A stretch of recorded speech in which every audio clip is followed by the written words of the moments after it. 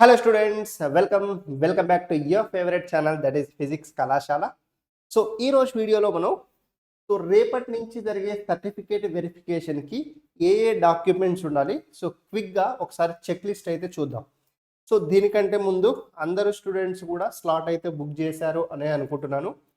So ఇంకా మీకు ఏమైనా స్లాట్ బుకింగ్లో కనుక డౌట్స్ ఉంటే ఒకసారి మన వాట్సాప్ నెంబర్ అయితే ఉంది. సో మీకు తెలుసు, సో ఫ్రీ మెంటర్షిప్ మనం ఆఫర్ చేస్తున్నాం.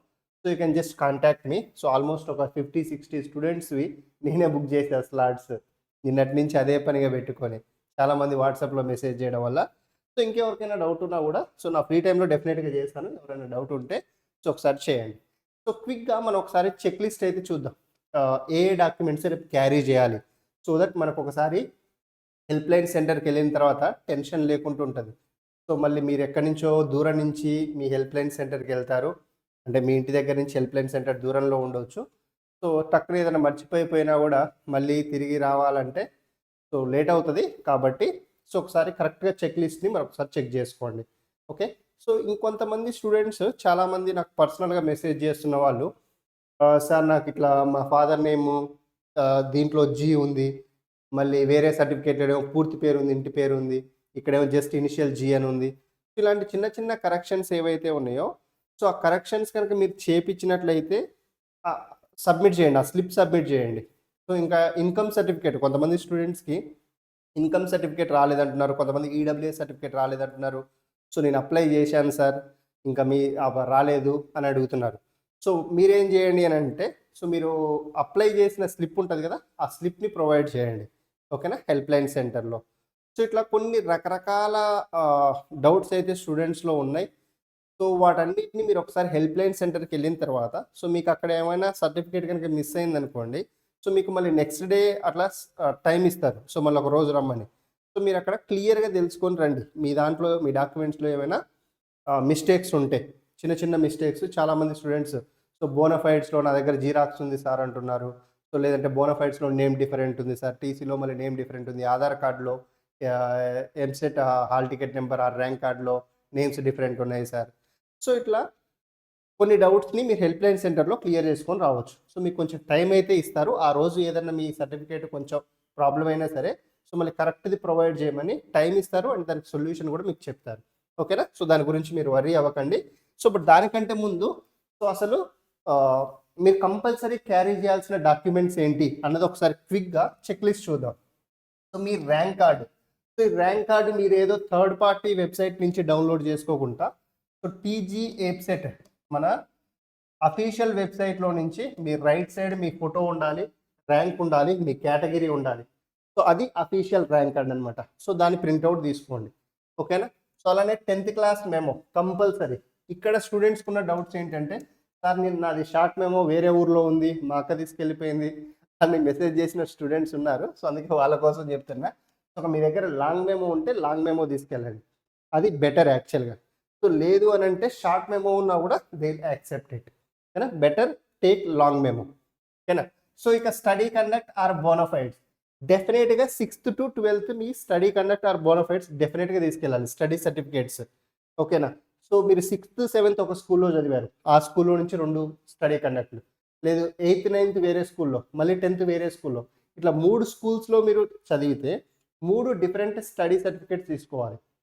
లేదు మీరు 6th నుంచి 10th వరకు ఒకటే స్కూల్లో చదివారు, సో ఒక study conduct 6th to 10th అని సరిపోతుంది. మళ్ళీ 11th 12th ఇంటర్ది మీకు వచ్చేస్తుంది. ఓకేనా. సో ఇక్కడ కొంతమంది స్టూడెంట్స్, సార్ నేను చదివిన స్కూల్ క్లోజ్ అయిపోయింది, నా దగ్గర 7th నుంచి 10th వరకు ఉన్నాయి, మళ్ళీ 11th 12th ఉన్నాయి అంటున్నారు. సో మీ స్కూల్ క్లోజ్ అయినా సరే మీ ప్రిన్సిపల్ని కనుక మీరు కాంటాక్ట్ అయితే సో ఆ ప్రిన్సిపల్ మీకు ఇస్తాడు. ఓకేనా. సో రేపటి వాళ్ళు కాకుండా ఎల్లుండి తర్వాత సర్టిఫికేట్ వెరిఫికేషన్ ఉండి స్టడీ సర్టిఫికేట్ లేని వాళ్ళు సో ఒకసారి మీ ప్రిన్సిపల్ని కాంటాక్ట్ అవ్వండి. స్కూల్ క్లోజ్ అయినా సరే వాళ్ళ దగ్గర అవి ఉంటాయి స్టడీ సర్టిఫికేట్స్. సో వాళ్ళు ఎంతో కొంచెం అమౌంట్ తీసుకొని ఇచ్చేస్తారు. ఓకేనా. సో ఇక మీ ఏప్సెట్ హాల్ టికెట్, ఓకేనా, ఇది అఫీషియల్గా మీరు డౌన్లోడ్ చేసుకున్నారు కదా, ఎంసెట్ ఎగ్జామినేషన్కి వెళ్ళేటప్పుడు తీసుకెళ్ళిన hall ticket. And then caste certificate.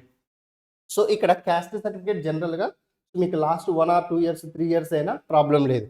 ఓకేనా. సో ఈ క్యాస్ట్ సర్టిఫికేట్ డెఫినెట్గా తీసుకెళ్ళాలి. అంటే ఎవరెవరైతే అప్లికబుల్ ఉన్నారో, జనరల్ కేటగిరీ వాళ్ళు, స్కాలర్షిప్ రాని వాళ్ళు సో అవసరం లేదు.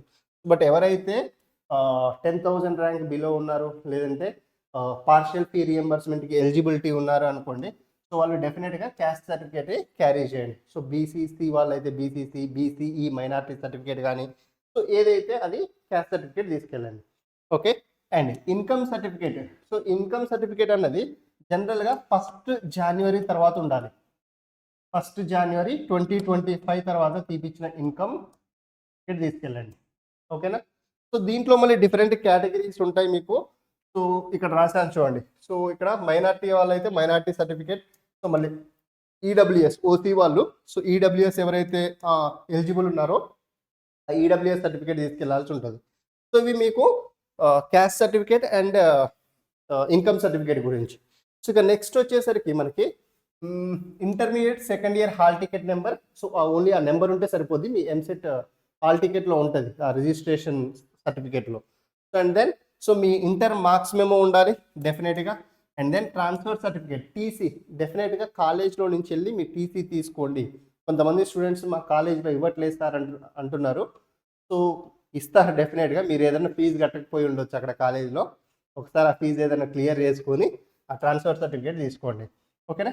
సో ఇంకొకటి చాలా ఇంపార్టెంట్ విషయం, స్పెషల్ కేటగిరీ వాళ్ళు ఎవరైతే NCC or NS CAP or PH or ఇట్లా డిఫరెంట్ కేటగిరీస్ వాళ్ళు ఉన్నారో, సో వీళ్ళందరికీ మసప్ ట్యాంక్లో ఉంటుందమ్మా. సో మీకు అఫీషియల్ నోటిఫికేషన్లో కూడా చూపిస్తాను. దీని ప్రకారమే మీరు స్లాట్ అయితే బుక్ చేసుకొని ఉంటారు. మీకు స్పెషల్ డేట్, స్పెషల్ టైమింగ్స్ ఉంటాయి. సో అది మీకు ఒకసారి చూపిస్తాను. ఓకేనా. సో ఇవి దీంట్లో ఇంకేమైనా టీసీ కంపల్సరీ తీసుకోండి. టీసీ కొంతమంది ఇవ్వలేదంటున్నారు, సో డెఫినెట్గా తీసుకెళ్ళాలి TC. And then so passport size photos తీసుకెళ్ళండి.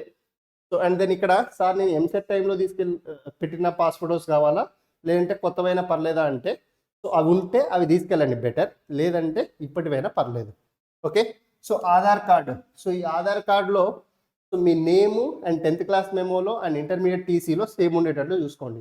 ఏమైనా ఆధార్లో మీరు చేంజెస్ చేయించి ఉండి అది ఇంకా మాడిఫై అవ్వలేదు అని అంటే, సో మీరు చేంజెస్ అప్లై చేసిన స్లిప్ ఒకటి ఇస్తారుగా, మీరు చేంజెస్కి అప్లై చేసినప్పుడు ఆ స్లిప్ అయినా తీసుకెళ్ళండి, ప్రొవైడ్ చేయండి. కానీ చాలామంది స్టూడెంట్స్కి ఇది డౌట్ ఉంది. And then so residence certificate. So ఈ రెసిడెన్స్ సర్టిఫికేట్కి ఎవరెవరు ఎలిజిబుల్, సో మీకు ఇది క్లియర్గా అఫీషియల్ నోటిఫికేషన్లో నేను చూపిస్తాను. మీరు కనుక తెలంగాణ వాళ్ళే అయ్యి ఉండి ఇక్కడే కంప్లీట్గా మీ స్టడీ అండ్ బర్త్ సర్టిఫికేట్ కనుక ఉండి ఉంటే, సో మీకు రెసిడెన్స్ సర్టిఫికేట్ అవసరం లేదు. బోనఫైడ్ స్కూల్ బోనఫైడ్స్ అవి మీకు నేటివిటీని డిసైడ్ చేసేస్తాయి. సో అట్లా కాకుండా సో మీరు ఇక్కడ పుట్టి మళ్ళీ వేరే దగ్గర చదువుకొని మళ్ళీ ఇక్కడికి వచ్చి చదువుకొని ఉంటే, మీ పేరెంట్స్ ఇక్కడ ఉన్నా కూడా రెసిడెన్స్ సర్టిఫికేట్ తీసుకోండి. ఓకేనా. లేదంటే వేరే దగ్గర నుంచి వచ్చి అదర్ స్టేట్ నుంచి వచ్చి ఇక్కడ పేరెంట్స్ ఎప్పటి నుంచో 20-30 ఇయర్స్ నుంచి జాబ్ చేసుకుంటూ ఉంటారు, వాళ్ళకి ఆధార్ కార్డు అవన్నీ ఇక్కడే ఉంటాయి. సో వాళ్ళు కంపల్సరీ నేటివిటీ సర్టిఫికేట్ అంటే రెసిడెన్స్ సర్టిఫికేట్ని తీసుకెళ్లాల్సి ఉంటుంది. సో ఇది నేను లిస్ట్ చేసింది. సో దీని నుంచి మీరు ఒకసారి అఫీషియల్ వెబ్సైట్లో కూడా చూస్తే, సో మీకు రేపటి నుంచి అయితే ఇది కౌన్సిలింగ్ సర్టిఫికేట్ వెరిఫికేషన్ స్టార్ట్ అవుతుంది. సో 1st నుంచి 8th వరకు. ఓకే. సో కొంతమంది స్టూడెంట్స్ సార్ నాకు 8th సర్టిఫికేట్ వెరిఫికేషన్ ఉంది, సో మళ్ళీ వెబ్ ఆప్షన్స్ ఏమో 6th నుంచి అవుతున్నాయి అంటున్నారు. సో 6th, 7th తర్వాత మీకు 8th, 9th, 10th కూడా ఛాన్స్ ఉంది. 8th రోజు అయిపోయిన వాళ్ళు 9th, 10th మీరు వెబ్ ఆప్షన్స్ పెట్టుకోవచ్చు. Don't worry about that. ఓకేనా. సో మోస్ట్లీ 9th రోజు పెట్టుకుంటే బెటర్ మళ్ళీ, ఎందుకంటే 10th రోజు వెబ్ ఆప్షన్స్ ఫ్రీజ్ అవుతాయి. ఓకే. సో అదొకటి. సో ఇక్కడ జస్ట్ మినిట్.